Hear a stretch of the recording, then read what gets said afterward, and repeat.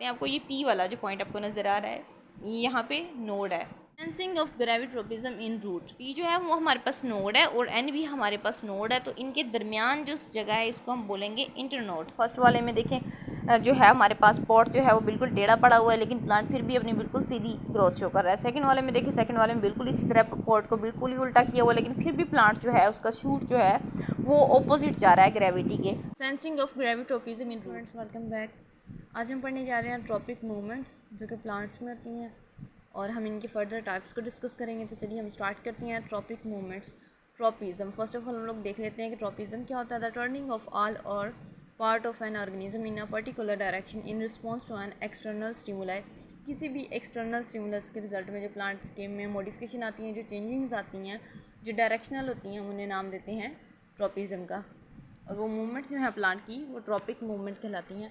अब यहाँ पे एक बात नोट करने वाली है कि जो स्टिमुलस है ये एक्सटर्नल है, मींस के प्लांट के इंटरनल में कोई चेंज आए तो उसकी वजह से जो प्लांट अपनी डायरेक्शन चेंज करे उसको हम ट्रॉपिक मूवमेंट का नाम नहीं देंगे। यहाँ पे हम एक्सटर्नल स्टिमुला की बात कर रहे हैं जिनमें टेम्परेचर, हीट, फ्रॉस्ट आ जाता है हमारे पास, ह्यूमिडिटी आ जाती है, इस तरह से। These are directional responses to stimuli. ये डायरेक्शनल रिस्पॉन्सेज होंगे, मीन्स के प्लांट अपने लीव्स की या अपने स्टेम की डायरेक्शन को चेंज करेगा, लाइक टेम्परेचर, वाटर, केमिकल या लाइट। प्लांट को टेम्परेचर का स्टिमुला मिल सकता है, वाटर का, और केमिकल या फिर light. The growth of part of a plant towards और away from an environmental stimuli. अब इसके रिजल्ट में क्या होता है कि प्लांट जो है वो स्टिमुलस से अवे मूव कर सकता है, टुवर्ड्स द स्टिमुलस भी मूव कर सकता है। वो डिपेंड करता है कि स्टिमुलस जो है वो प्लांट के लिए फ़ायदेमंद है या फिर उसके लिए नुकसानदेह। अगर तो नुकसानदेह प्लांट उससे अवे अपनी मूवमेंट शो करेगा, और अगर तो वो प्लांट के लिए फ़ायदेमंद है, मीन्स के कहीं पे न्यूट्रिएंट का कंटेंट ज़्यादा है, तो प्लांट टुवर्ड द स्टिमुलाइड अपनी डायरेक्शन रिस्पॉन्स शो करेगा। If the growth is toward the stimulus, the tropism is said to be positive. If it is away from the stimulus, it is said to be negative. अगर plant जो है वो stimulus की तरफ अपनी movement को show करता है तो हम इसे कहेंगे पॉजिटिव ट्रोपिज्म, और अगर plant away from the stimulus अपनी मूवमेंट शो करेगा तो हम इसे कहेंगे नेगेटिव। तो ये दो टाइप्स आ जाती है हमारे पास ट्रोपिज्म की। ट्रोपिज्म्स आर डायरेक्शनल रिस्पॉन्सेज। ये डायरेक्शनल रिस्पॉन्सेज है, मीन्स के इनके स्टिमुलस के रिजल्ट में प्लांट जो है अपनी डायरेक्शन को चेंज करता है। The environmental stimulus come from one direction. अब जो स्टिमुलस है वो वन डायरेक्शन से आती है। अब ये वन डायरेक्शन वाली क्या बात है, अगर तो प्लांट जो है वो पूरा का पूरा प्लांट जो है वो धूप में है और टेम्परेचर बहुत ज़्यादा है, लेट्स सपोज 45 डिग्री सेल्सियस को टेम्परेचर क्रॉस कर जाता है, तो ये है कि ओवरऑल प्लांट पे जो टेम्परेचर है वो ज़्यादा है, तो इससे क्या होगा, प्लांट किसी भी तरफ अपनी मूवमेंट को शो नहीं करेगा। अगर तो एक प्लांट की एक साइड पे टेम्परेचर ज़्यादा है, मीन्स कि प्लांट के कुछ जो है ब्रांचेस वो एक्सपोज्ड हैं 45 डिग्री सेल्सियस से ज़्यादा टेम्परेचर को, तो इससे क्या होगा कि प्लांट जो है जहाँ उसे कम टेम्परेचर मिलेगा, प्लांट अपनी मूवमेंट, अपने लीव्स की डायरेक्शन, अपने स्टेम को उस तरफ बेंड कर लेगा, उस तरफ झुका लेगा जिधर टेम्परेचर सूटेबल है। तो अगर वन डायरेक्शन से स्टिमुलस मिलेगी तो ही प्लांट अपनी मूवमेंट शो करेगा। अगर तो पूरा का पूरा प्लांट जो है वो हाई टेम्परेचर पे है तो प्लांट कहीं भी अपनी ग्रोथ शो नहीं करेगा। ग्रोथ उस तरफ शो करनी है जहाँ प्लांट के लिए इन्वायरमेंट जो है वो सूटेबल है, इन्वायरमेंटल कंडीशन सूटेबल है। तो हम कह सकते हैं कि ये वन डायरेक्शनल है, मीन्स कि ये एक डायरेक्शन से प्लांट को मिलती हैं स्टिमुलस, और प्लांट जो है वो अपनी दूसरी डायरेक्शन में अपना रिस्पॉन्स शो करता है। तो जिस डायरेक्शन में रिस्पॉन्स शो कर रहा है तो हम कहेंगे कि ये वन डायरेक्शनल है, यूनी डायरेक्शनल है।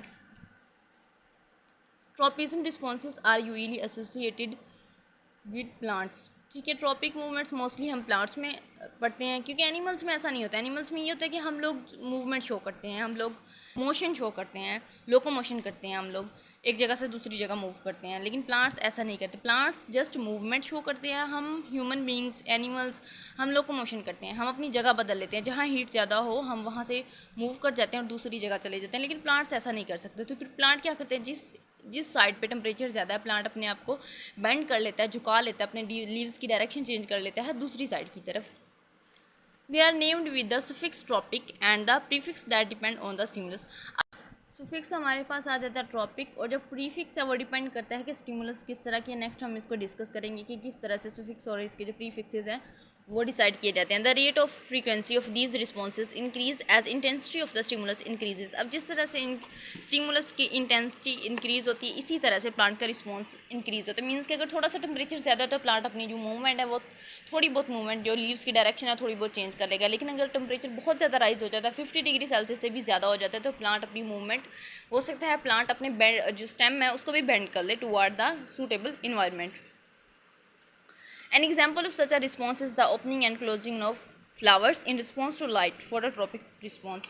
अब क्या होता है, प्लांट जो अपने फ्लावर्स को ओपन करते हैं, यानी कि ओपनिंग ऑफ फ्लावर्स, ये लाइट की रिस्पॉन्स में होती है। और अगर तो लाइट कम है, टेम्परेचर और लाइट कम है, तो प्लांट जो है अपने फ्लावर्स को ओपन नहीं करता। ये हमारे पास आ जाती है एक एग्जांपल स्टिमुलस की।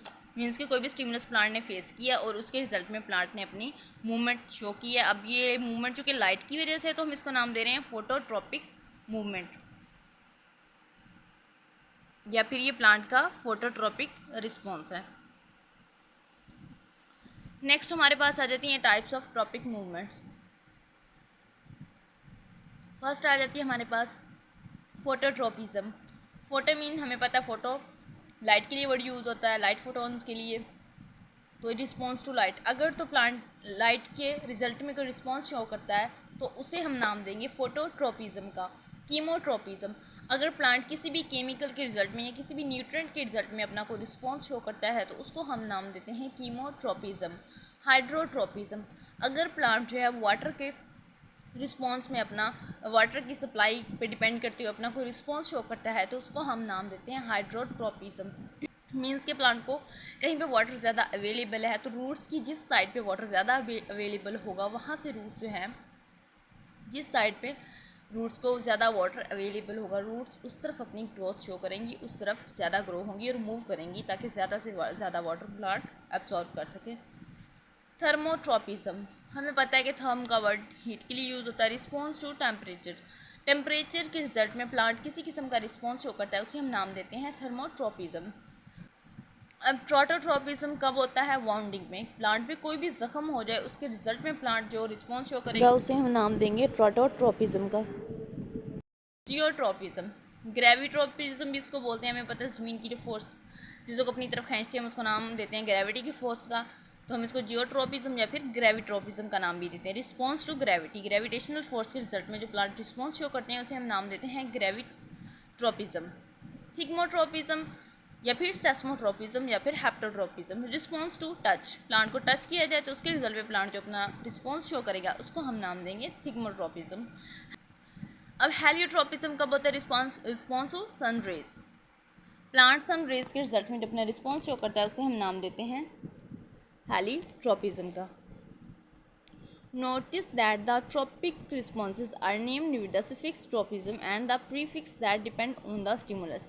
अब वही बात जो हमने लास्ट वाली स्लाइड में डिस्कस की थी कि इनके जो नेम है वो इनके प्रीफिक्सेस और सफिक्सेस किस तरह से डिसाइड किए जाते हैं। अब यहाँ पे बात हो रही है सफिक्स जो है सब में देखिए ट्रोपिज्म का हमने यूज़ किया है, लेकिन अगर हम प्रीफिक्स की बात करें जो पहले वाला हमारे पास सबका आता है वो डिपेंड करता है स्टिमुलस पे। अगर तो लाइट का स्टिमुलस था तो हमने फोटो का वर्ड यूज़ किया, केमिकल्स का स्टिमुलस था तो हमने कीमो का वर्ड यूज़ किया, इसी तरह वाटर का जब स्टिमुलस मिला तो उसके लिए हमने हाइड्रो का वर्ड यूज़ किया। मीन्स के ये स्टिमुलस पे डिपेंड करते हैं इनके नेम्स के प्रीफिक्सेस।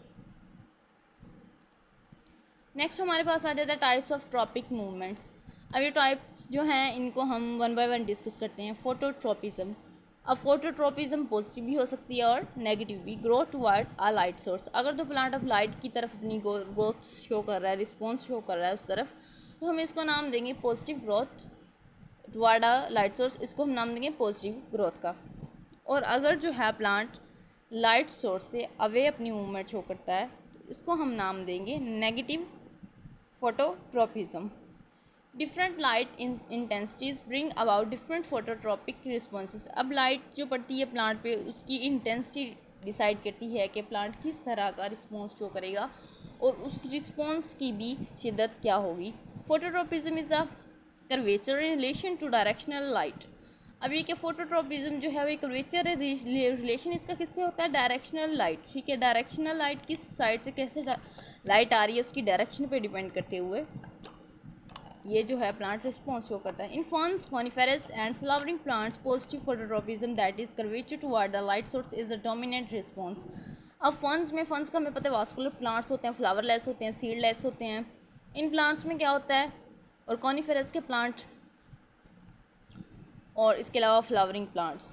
अब इन तमाम तरह के प्लांट्स में पॉजिटिव फोटोट्रोपिज्म जो है वो डोमिनेंट है, और ये पॉजिटिव है तो ये टुवर्ड द लाइट सोर्स है, और ये इन प्लांट्स में डोमिनेंट है। मींस कि ये वाले जो प्लांट की कैटेगरीज आपको बताई गई हैं, ये वाले प्लांट पॉजिटिव फोटोट्रोपिज्म को शो करती हैं, और ये चीज़ इनमें ऑब्जर्वेबल है, डोमिनेंट है। Phototropism assists cotyledon and emerging leaves to maximize light interception for photosynthesis before a seedling's food reserves are exhaust. अब फोटोट्रोपिज्म जो है वो क्या करती है, फोटोट्रोपिज्म हमें पता है लाइट की वजह से जो प्लांट की मूवमेंट होती है या प्लांट की किसी किस्म का कोई भी प्रोसेस होता है प्लांट में, यानी कि हम उसे रिजल्ट का नाम देते हैं। अब ये क्या करती है, ये कॉटिलेडन्स को असिस्ट करती है, और एमर्जिंग लीव्स को, जो प्लांट से लीव्स निकल रहे होते हैं, जो कॉटिलेडन होते हैं प्लांट की सीड्स में, मैक्सिमाइजिंग इंटरसेप्शन फॉर फोटोसिंथेसिस। हमें पता है कि फोटोसिंथेसिस का जो प्रोसेस है वो लाइट के बगैर पॉसिबल नहीं है। लाइट होगी तो फोटोसिंथेसिस होगी, फोटोसिंथेसिस होगी तो फूड बनेगी। अब उस फूड को प्लांट जो है वो यूज़ करेगा एज अ फूड सोर्स। अभी इस पॉइंट में हमें क्या बताया जा रहा है कि जो फोटोट्रोपिज्म है वो क्या हेल्प करती है, जो भी प्लांट से सीड जो है उसमें से जब प्लांट ग्रो करता है। अब सीडलिंग वो प्लांट होता है जो अभी जो है नया ताज़ा पौधा बीज से निकल रहा होता है। अब सीडलिंग की ये किस तरह हेल्प करता है कि सीडलिंग जो है वो फर्स्ट जो है उसका लाइट एक्सपोज होता है वो लाइट से, तो क्या करता है, फोटोसिंथेसिस करता है। जब फोटोसिंथेसिस करता है तो वो जो प्लांट के अंदर एंडोस्पर्म प्रेजेंट होता है, मीन्स के प्लांट के बीज के अंदर जो एंडोस्पर्म होता है, वो जो छोटा सा प्लांट बीज से निकल रहा होता है, उसकी वो जो फूड होती है बीज के अंदर, इससे पहले कि उसकी वो सारा फूड सोर्स ख़त्म हो जाए, लाइट से क्या होता है कि प्लांट फोटोसिंथेसिस करता है ताकि वो अपनी फूड को प्रिपेयर कर सके।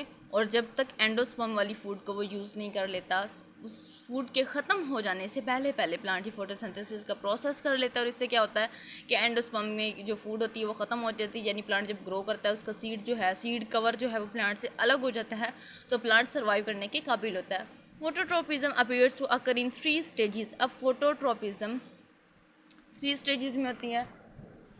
पहली स्टेज क्या है इसकी, लाइट परसेप्शन, सेकंड जो है वो ट्रांसडक्शन, थर्ड जो है वो curvature. Illuminating a seedling from one side establishes a light gradient across the width of the stem because light is absorbed by various pigments. अब क्या होता है, प्लांट की ग्रोथ की हम बात कर रहे हैं। सीडलिंग जो है वो वाला प्लांट जो अभी ताज़ा बीज से निकल रहा है, छोटा नन्हा पौधा जिसे हम कहते हैं, उसमें क्या होता है, उसकी जो विड्थ है स्टेम की, अब उस विड्थ में थोड़ी बहुत अगर फ्लक्चुएशंस आ रही हैं तो उसकी रीज़न ये होती है कि प्लांट का जो स्टेम होता है उस पर किसी साइड से जो है वो लाइट पड़ रही होती है, और कहीं पे वो डार्क होता है, कहीं पे वो अंधेरे में होता है, या फिर कहीं पे लाइट का एक्सपोजर कम होता है। तो इस वजह से क्या होता है कि वो उसकी ग्रोथ में चेंजिंग आ सकती है। मीन्स कि जहाँ लाइट का एक्सपोजर ज़्यादा है तो वहाँ पे उसकी ग्रोथ बेटर हो सकती है बनिस्बत उसके जहाँ पे लाइट कम पड़ रही है। सीडलिंग में जो हम फोटोसिंथेसिस की बात करिए, उस वक्त की बात है कि जब सीडलिंग में लीव्स अपीयर हो जाएँ। It occurs because cells on the shady side of the stem elongate. अब वो जो हम पहले बात कर रहे थे कि जो लाइट वाली साइड होती है और एक वो साइड जो शेडी होती है जहाँ पे सूरज की लाइट नहीं पड़ रही होती, तो क्या होता है, उस पर सेल्स इलोंगेट हो जाते हैं। A pigment related to riboflavin is thought to act as photo receptor when phototropism occur. अब जो फोटोट्रोपिज्म वाक़ होती है तो क्या होता है कि एक पिगमेंट रिलीज होता है जो कि राइबोफ्लाविन से रिलेटेड होता है। Auxin migrates to shady side of stem. अब ऑक्सीजन क्या करता है, शेडी साइड की तरफ मूव करता है स्टेम की। Shady sides elongates faster than the brighter side. अब वो साइड वाली साइड होती हैं वो ज़्यादा फास्टर ग्रो करती हैं as to bright side. So redistribution of auxin is the mechanism in the phototropic responses of plant. अब फोटोट्रोपिक रिस्पॉन्सेज प्लांट में जो होते हैं इनमें क्या है, ऑक्सीजन रिलीज होता है इनमें।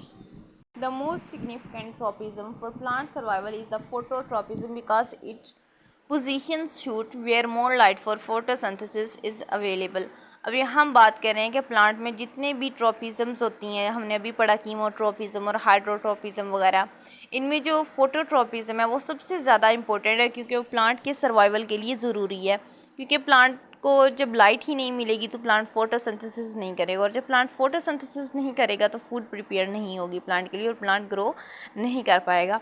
It is especially important during seedling emergence and when plants are shedded unequally। अब ये जो मूवमेंट है ये क्यों ज़रूरी है? जब सीडलिंग एमरजेंस होती है, बीज से जब पौधा निकलता है, तब ये ज़रूरी है।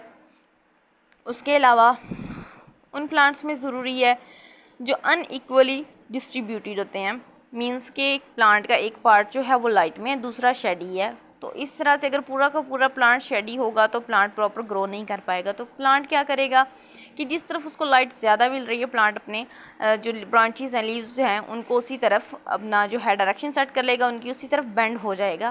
तो इससे क्या होगा, प्लांट जो है वो फिर फोटोसिंथेसिस कर पाएगा लाइट की वजह से। तो ये प्लांट के सर्वाइवल के लिए इंतहाई इंपॉर्टेंट है।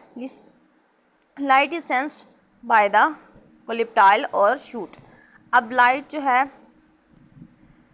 शूट इसको सेंस करती है। Light is sensed by the coleoptile और shoot.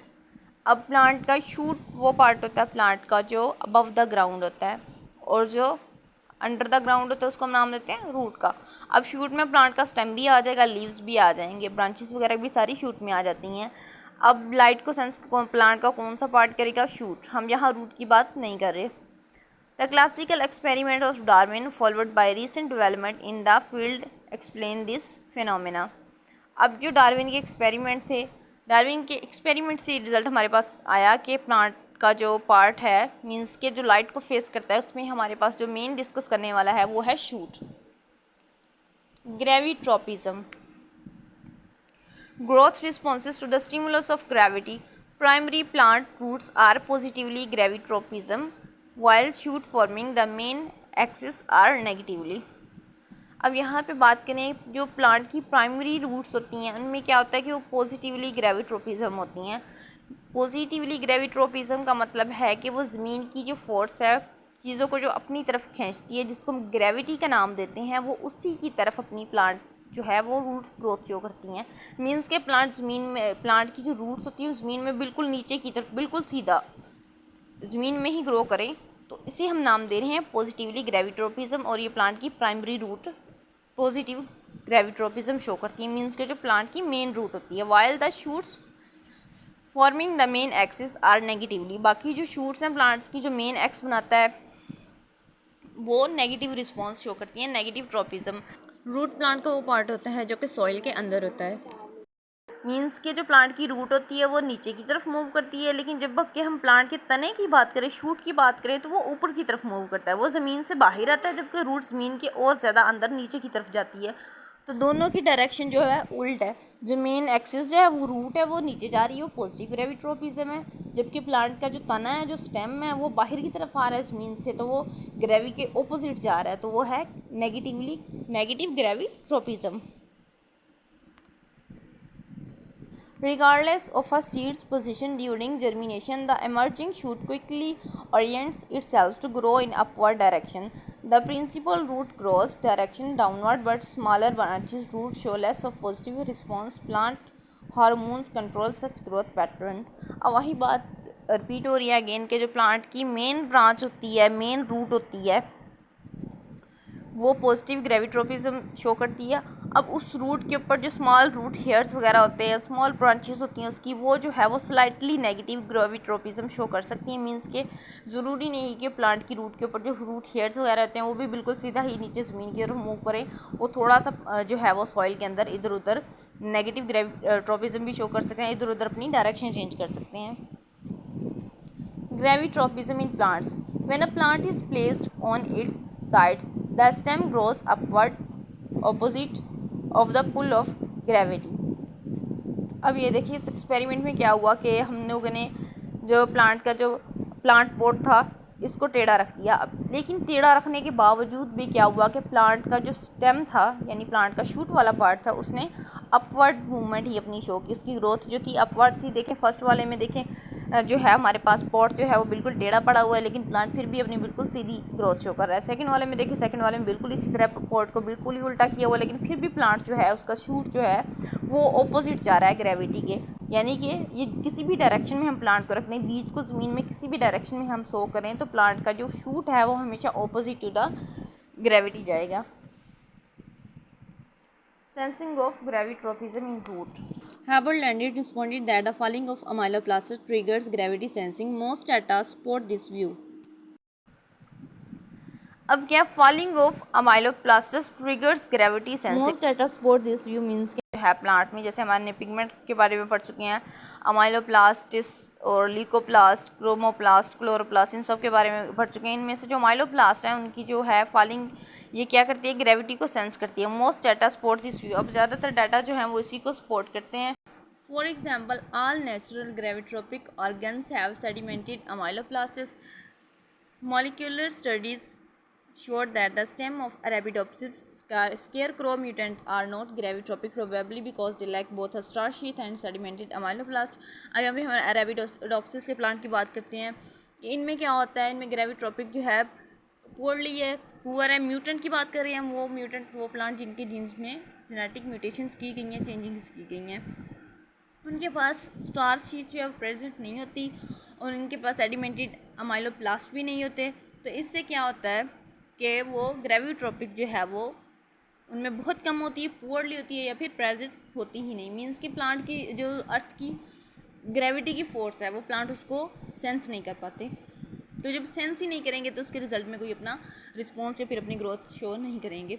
Studies shows that the starch plastids can still function mechanically in sensing, but more poorly because they are lighter. When starch is present, there is more mass and probably a strong signal. अब studies क्या show करती हैं कि वो वाले plastids जिनके अंदर starch present होता है वो ग्रेविटी को सेंस करते हैं और अपना रिस्पॉन्स शो करते हैं, लेकिन वो वाले प्लास्टिड जिनमें स्टार्च प्रेजेंट नहीं होता वो क्या करते हैं, वो लेस, इनमें मैस कम होता है, तो उनका जो ग्रेविटी के रिजल्ट में रिस्पॉन्स होता है वो पुअर होता है। Sensing of gravitropism in root. अब रूट जो है प्लांट की जो जड़ें हैं वो किस तरह से ज़मीन की जो ग्रेविटेशनल फोर्स है उसको सेंस करती हैं। Detecting the direction of a gravity is the essential first step in gravitropism. Plant organs achieve this by sensing the movement and position of starch grains contain within amyloplasts specialised cell called statocytes. अब हम यहाँ पे specialised sales की बात करें स्टेटोसाइट्स की। अब इनमें क्या होता है, फर्स्ट लाइन में देखें, ग्रेविट्रोपिज्म मीन्स कि जो ग्रेविटी की फ़ोर्स है, ज़मीन जो हर चीज़ को अपनी तरफ खींचती है जिसको हम ग्रेविटी की फ़ोर्स का नाम देते हैं। ये एसेंशियल स्टेप होता है ग्रेविट्रोपिज्म में। कोई भी प्लांट ज़मीन की ग्रेविटी को देखते हुए जब कोई रिस्पॉन्स शो करता है तो हम उसको नाम देते हैं ग्रेविट्रोपिज्म रिस्पॉन्स। वो नेगेटिव भी हो सकता है, पॉजिटिव भी। अब ग्रेविट्रोपिज्म जो रिस्पॉन्स है इसके लिए जो एसेंशियल चीज़ है, जो फर्स्ट स्टेप है, वो यही है कि ज़मीन की ग्रेविटी की फोर्स होनी चाहिए या फिर प्लांट उसको अच्छे से सेंस कर सकता हो। Plant organs achieve this by sensing the movement and position of starch grain. अब प्लांट इसको किस तरह से सेंस करता है, हमने अभी बात की है ना कि वो वाले प्लास्टिड्स जिनमें स्टार्च प्रेजेंट होता है वो ग्रेविटी को फास्ट या फिर जो है इफेक्टिव जो रिस्पॉन्स शो करते हैं, लेकिन जिनमें स्टार्च प्रेजेंट नहीं होता उनका रिस्पॉन्स जो है पुअर होता है। अभी किस वजह से होता है, स्टार्च के इस बात से क्या लेना देना है। स्टार्च के जो ग्रेन्स हैं उनकी मूवमेंट को प्लांट जो है सेंस करता है। Contain with in amyloplast. Amyloplast के अंदर जो होते हैं स्पेशलाइज्ड सेल में, सेल कौन से, स्टेटोसाइट्स। प्लांट के स्टेटोसाइट सेल्स के अमाइलोप्लास्टिस के अंदर जो स्टार्च के ग्रेन प्रेजेंट होते हैं वो ग्रेन ग्रेविटी की वजह से मूव करते हैं, जिसकी वजह से प्लांट जो है ज़मीन की ग्रेविटी को ऑब्जर्व करता है। अगर तो प्लांट के अंदर स्टार्च प्रेजेंट नहीं है तो प्लांट ग्रेविटी की फोर्स को अच्छे से ऑब्जर्व नहीं कर पाएगा, और जब ग्रेविटी ही ऑब्जर्व नहीं होगी, अच्छे से सेंस नहीं होगी, तो फिर इससे क्या होगा, जो प्लांट का रिस्पॉन्स होगा यानी ग्रेविट्रोपिज्म है वो प्रॉपर नहीं होगा, पुअर होगा। Sensing of gravitropism in root. हमारे पास डायग्राम आती थी, डायग्राम ए में देखें जो हमारे पास डार्क ब्राउन जो है वो क्या है, स्टार्च अमाइलोप्लास्टिस को शो कर रहा है। उसके बाद डायग्राम बी में आप देखें अपेक्स है और एक साइड पे हमारे पास बेस है। अब हमने क्या किया, इसको जब हॉरिजॉन्टली इस डायग्राम को देखें यानी बी वाली डायग्राम को जब आप सी में देखते हैं तो वो हॉरिजॉन्टली है, तो उसमें क्या होगा, आप देखें जो ग्रीन्स की मूवमेंट है आप चेक कर सकते हैं कि पहले जो थी वो बॉटम में थी, लेकिन जैसे ही हमने उसको हॉरिजॉन्टल किया तो उससे क्या होगा कि वो ग्रीन्स जो है मूव करके बेस की तरफ आ गए। मीन्स कि ये किस वजह से हुआ, ग्रेविटी की वजह से हुआ। ग्रेविटी की वजह से ज़मीन की जो ग्रेविटेशनल फोर्स है उसकी वजह से ग्रेन्स जो है फिर अगेन जो है वो अब नेक्स्ट उसका बॉटम बन रहा है उसकी तरफ आ गए हैं, हालांकि पहले वो एपेक्स की तरफ प्रेजेंट थे। Sensing of gravitropism in root. Unlike light, gravity can not be absorb by a molecule. अब जैसे लाइट जो है प्लांट एब्जॉर्ब कर लेते हैं लाइट को, लेकिन ग्रेविटी को एब्जॉर्ब नहीं किया जा सकता। Instead it must act on some dense structure. अब ये डेंस स्ट्रक्चर के ऊपर एक्ट करती है। It was observe that gravitropic organs contain heavy starch filled bodies that fall और सेडिमेंट। ठीक है, अब क्या होता है कि ग्रेविटी का असर जो वो किस चीज़ पर होता है, स्टार्च फिल्ड बॉडीज़ के ऊपर होता है जो कि सेडिमेंट होती हैं या फिर फॉल होती हैं। These bodies are amyloplasts or stratoliths. They have starch which is dense and heavy. इनके पास starch होता है और जो dense होता है heavy होता है. Specific locations such as the root cap at the tip of roots, root की बिल्कुल tips पे root cap present होती है, and the starch sheath in the growing zone of stem are the locations of starch sedimentation. यहाँ पे हमारे पास है ये जो starch की location बताई जा रही है कि plant में कहाँ कहाँ पे starch present होता है. Sensing of gravitropism in root. In roots statocytes are located in the root cap. अब हम बात कर चुके हैं पहले भी स्टेटोसाइट सेल्स के बारे में, which also serve to protect the root meristem from abrasion by soil particles as it goes through the soil. अब ये रूट के जो हैं मेरिस्टम सेल्स, वो वाले सेल्स जो ग्रोइंग होते हैं, मेरिस्टम सेल्स की अगर हम डिफाइन करें तो इसकी डेफिनेशन यूँ बनेगी कि सेल्स के जो वो वाले पार्ट्स, वो वाले सेल्स जो ग्रोइंग होते हैं, ग्रोइंग सेल्स ऑफ प्लांट। अभी प्लांट को बचाते हैं, प्लांट में किसी किस्म की रूट को ग्रोथ करते हुए किसी किस्म की कोई रेजिस्टेंस का सामना करना पड़े तो ये उससे प्लांट को बचाते हैं। Root cap involvement was first demonstrated in maize when a needle was used to prise off the root cap. अब ये फर्स्ट किस में ऑब्जर्व किए गए, मेज में, मकई की फसल में, जब नीडल को यूज़ किया गया था रूट कैप को रिमूव करने के लिए। This procedure did not inhibit growth but ability to sense and respond to gravity were completely lost until a new cap grew over the root tip about 1 day later. अब इससे क्या हुआ कि जब रूट कैप को remove कर दिया तो प्लांट ग्रो तो करता रहा बिल्कुल जैसे नॉर्मल ग्रो कर रहा था, लेकिन उसके अलावा जो प्लांट की सेंसिंग एबिलिटी थी, लाइक जैसे हम ग्रेविटी की बात कर लें या इसके अलावा दूसरे स्टिमुलस जो होते हैं उनको सेंस करने की प्लांट की एबिलिटी जो थी वो टोटली लॉस्ट थी, और वो तब तक जो है वो रिकवर ना हुई जब तक कि नेक्स्ट डे प्लांट ने अगेन अपनी कैप को, रूट कैप को रिकवर नहीं कर लिया। Subsequently a gravity insensitive mutant of maize was found that does not secrete the mucilage which normally covers and protect the root cap and tip. अब resultantly क्या हुआ, gravity insensitive mutant हमें पता है वो वाले प्लांट्स होते हैं जिनकी जीन्स में चेंजिंग की गई हों, मॉडिफाइड होते हैं। अब हम मेज़ की बात कर रहे हैं, मेज़ में जो ग्रेविटी इनसेंसिटिव म्यूटेंट मीन वो वाली स्पीशीज़ जिनके जीन्स में चेंजिंग कर दी गई थी और वह ग्रेविटी इनसेंसिटिव थे, मीन्स कि ग्रेविटी को सेंस नहीं कर सकती थी। इनमें क्या हुआ, उन्होंने म्यूसिलेज को सिक्रीट नहीं किया, नॉर्मली कवर्स द प्रोडक्ट। अब म्यूसिलेज क्या करता है कि रूट की कैप्स को कवर करता है। आर्टिफिशियली जो प्लांट थे जो ग्रेविटी के रिजल्ट में रिस्पॉन्स अपना शो नहीं कर सकते तो उनमें म्यूसिलेज सिक्रीट नहीं हुआ, जिसने प्लांट की जो था प्रोटेक्ट करना था उसकी रूट कैप के लिए और इसके अलावा प्लांट की टिप्स को। Mucilage artificially applied to mutant roots. अब इनको क्या हुआ, म्यूसिलेज जब प्लांट के अंदर प्रोड्यूस नहीं हुआ तो उसको आर्टिफिशियली प्रोवाइड किया गया।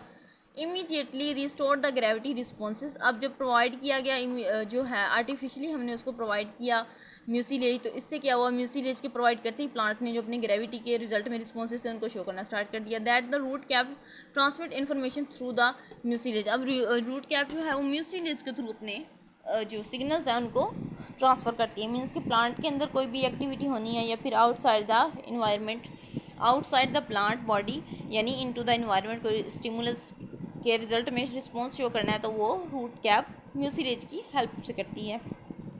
This information is probably in the form of a small diffusible moving either in the mucilage और थ्रू द रूट एपोप्लाज्म।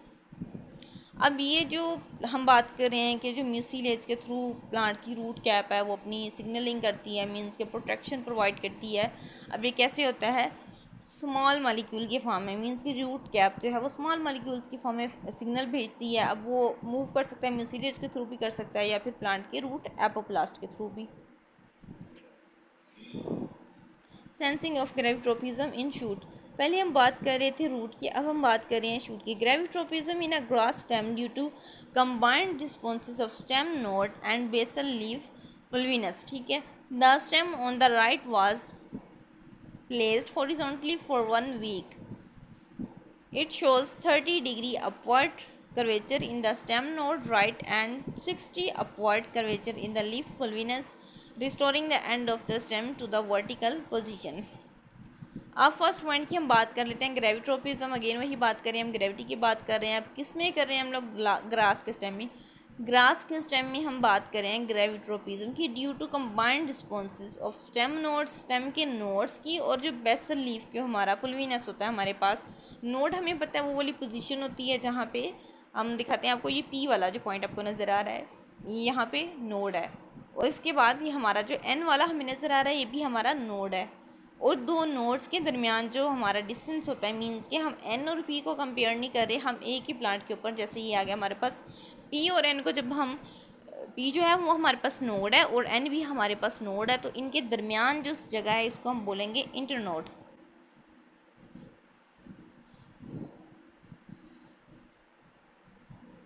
अब राइट साइड के स्टेम की बात करें, इसको प्लेस किया गया था हॉरिजॉन्टली 1 week के लिए। उसके बाद अब इससे 1 week के लिए हॉरिजॉन्टली प्लेस करने के बाद क्या हुआ? It shows 30 degree upward curvature. अब देखें इस डायग्राम में, इस स्टेम को स्टार्ट से देखें, एन से पहले देखें आप कि ये स्टेम जो है वो हॉरिजॉन्टली है। नेक्स्ट उसके बाद देखें स्टेम ने अपवर्ड ग्रोथ शो की 30 डिग्री पे तकरीबन इन द स्टेम नोड। अब यहाँ पे ये ग्रोथ शो की, ये कौन सा पॉइंट था? स्टेम का नोड था। देखिए स्टेम बिल्कुल हॉरिजॉन्टल है। उसके बाद स्टेम ने अपने नोड से ग्रोथ अपनी अपवर्ड शो की। अब वो अपवर्ड जो शो की उसका तकरीबन जो एंगल था वो बन रहा था 30 का। Right and 60 upward curvature in leaf pulvinus. अब लीफ की जो पुल्विनस थी उसमें उसने क्या किया? 60 डिग्री का जो है अपना वो कर्वेचर शो किया। मीन्स के पहले हॉरिजॉन्टल था, फिर उसने अपवर्ड अपनी मूवमेंट शो की, अपनी डायरेक्शन चेंज की।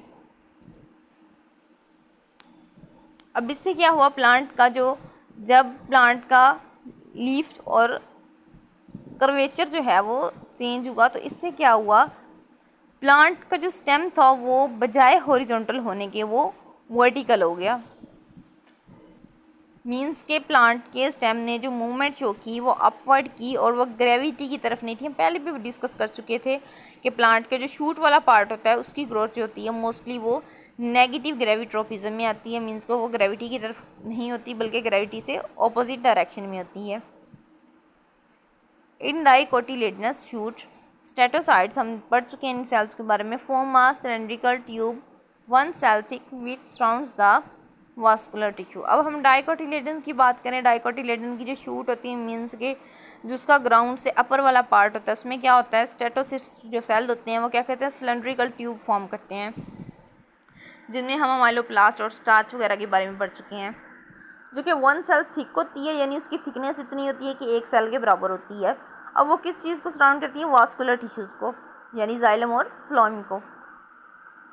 अब हम स्टेटोसाइट्स के बारे में डिस्कस कर चुके हैं कि ये ट्यूब की फॉर्म में होते हैं, सिलेंड्रिकल होते हैं, और इनकी थिकनेस जो है 1 cell होती है, और ये वास्कुलर टिश्यूज़ को सराउंड करते हैं। कौन से प्लांट्स में? डाइकोटिलेडन, जिनमें 2 कोटिलेडन प्रेजेंट होते हैं। This cylinder is known as the starch sheath. अब हम पहले डिस्कस कर चुके हैं कि स्टेटोसिस्ट सेल में स्टार्च प्रेजेंट होता है, तो हम इसको कह सकते हैं कि ये स्टार्च शीथ है। Because numerous starch grains show up very clearly in stem section stained with starch specific iodine solution. ठीक है, हम वही बात अगेन रिपीट हो रही है। These statocysts are distributed along the length of the shoot and so can sense gravity in the absence of the apex. Apex की absence में भी ये ग्रेविटी को ऑब्जर्व कर सकते हैं। In grasses and cereal stem statocytes are restricted to stem node and leaf sheath pulvinus. ठीक है, ग्रासेस में क्या होता है? सीरियल्स वगैरह में आ जाते हैं, हमारे पास अनाज आ जाते हैं, दालें वगैरह आ जाती हैं। इनमें क्या होता है? जो हमारे पास स्टेटोसिस्ट के सेल्स होते हैं वो कहाँ पे प्रेजेंट होते हैं? स्टेम नोड पे प्रेजेंट होते हैं, या फिर लीफ की जो हमारे पास लीफ की शीथिंग होती है उनमें। Consequently, only the nodes and pulvini respond to the gravity. Auxin is responsible for growth, हमारे पास आ जाती है, हमारे पास growth response due to gravitropism. Auxin is responsible for positive gravitropism of roots and negative gravitropism of shoot. अब जो oxygen है वो रूट्स के अंदर अगर प्रेजेंट है तो रूट्स के अंदर हमें पता है पॉजिटिव ग्रेविट्रोपिज्म होती है, तो ये उसके लिए रिस्पॉन्सिबल है, और शूट्स के अंदर ये नेगेटिव ग्रेविट्रोपिज्म के लिए रिस्पॉन्सिबल है। In roots a higher concentration of oxygen inhibits rather than stimulates growth. Root के अंदर अगर ऑक्सीजन की कंसनट्रेशन जो है वो ज़्यादा हो जाती है, मीन्स के नॉर्मल से ज़्यादा हो जाती है, जितनी उसको ज़रूरत है उससे ज़्यादा हो जाए, तो वो क्या करती है, इनहिबिट्स कर देती है ग्रोथ को। जो है स्टिमुलेट करने के बजाय इनहिबिट करती है। Thus more auxin on the lower side would cause it to grow more slowly than the upper side causing downward curvature. तो क्या करता है कि लोअर साइड जो है उससे ज़्यादा फास्टली ग्रो करती है। The involvement of oxygen in gravitropism is strongly supported by the isolation of two different types of mutants in Arabidopsis whose roots were not gravitropic। ठीक है, अब जो है ऑक्सीजन जो है ग्रेविट्रोपिज्म के अंदर इन्वॉल्व है। अब ये कैसे पता चलेंगे, two different types of mutant, Arabidopsis के प्लांट के दो डिफरेंट म्यूटेंट्स मिलकर उनके जीन्स के अंदर मॉडिफिकेशंस की गई जो कि नेगेटिव जो कि नॉट ग्रेविट्रोपिक थे। जब इनके अंदर हमने ऑक्सीजन को अप्लाई किया, नेक्स्ट हम पॉइंट में पढ़ लेते हैं। In each case the mutant gene was found to disturb the function of protein that are probably necessary for auxin transport.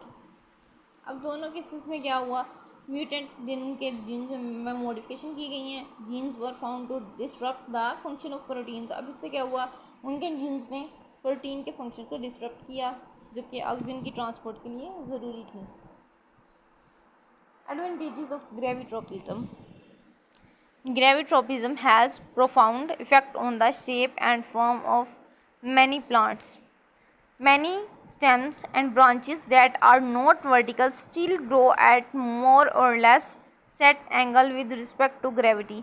Means कि हम पढ़ रहे हैं एडवांटेजेस, तो इसमें हम पढ़ रहे हैं कि ये डिफरेंट टाइप की जो शेप्स होती हैं प्लांट्स की, ग्रेविट्रोपिज्म का जो इफेक्ट होता है इन पे, मीन्स अगर कोई प्लांट बिल्कुल वर्टिकल है, हमने अभी पढ़ा था कि हॉरिजॉन्टल प्लांट्स जो हैं वो अपवर्ड मूव कर सकते हैं, डाउनवर्ड कर सकते हैं, तो ग्रेविटी उनको जो है उन पे असर डालती है अपना, तो इसकी वजह से प्लांट जो है अपनी शेप्स चेंज करता है। मीन्स के रूट जो है बिल्कुल सीधा डाउनवर्ड जाएगी, शूट अपवर्ड जाएगा, इस तरह रूट हेयर्स जो है वो स्लाइटली नेगेटिव ग्रेविट्रोपिज्म शो कर सकते हैं। मीन्स के प्लांट की डिफरेंट डायरेक्शंस बन जाती हैं ग्रेविटी की वजह से। दिस एंगल में very at age with age and length wise position, but if regularly is observe it is likely to present ग्रेविट्रोपिज्म।